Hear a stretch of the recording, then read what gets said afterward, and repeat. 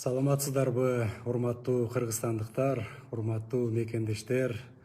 Сиздер менен көптөн бери түз байланышка чыга элек болчумун. Бүгүн атайын түз эфирге чыгып, сиздерге атайын кайрылуу жасап коюуну туура көрүп отурамын. Урматтуу мекендештер, эң оболу мен элибизге,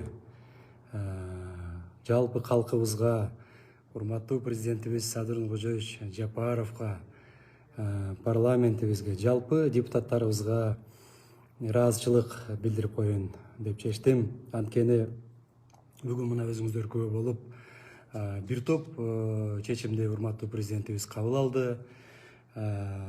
Бүгүн мына 12 октябрда биздин өкмөттүн курамынын 4 февралда бекиген курамы, андан кийин 5 майда бекиген министрлер кабинетинин иштегенине толук эсептесек 250 күн болуптур. Бул күндөрдө ар кандай күндөр болду.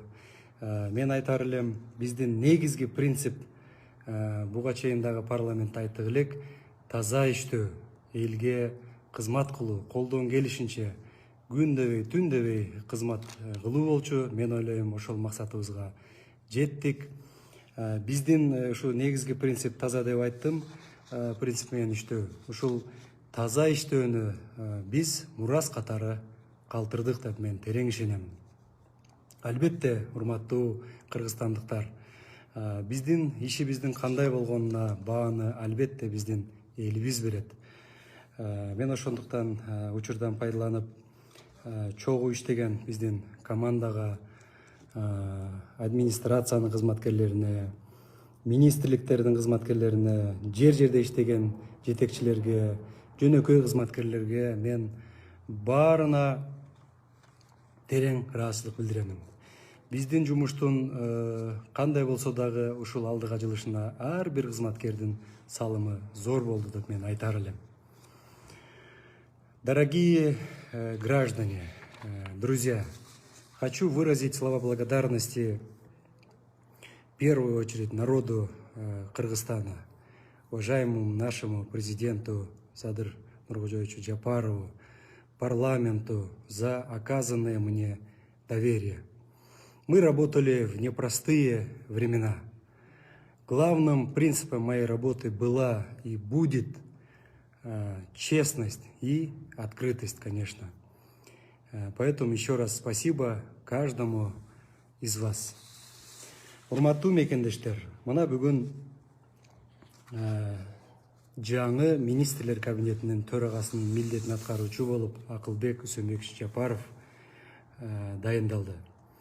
Акылбек Үсөнбековичтин ишине мен ийгилик каалаймын.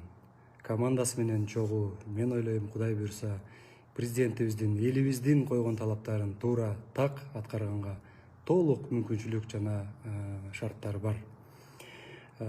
Учурда пайдаланып айтар элем, Акылбек Үсөнбекович менен биз чогуу жакшы жемиштүү иштедик деп айтар элем.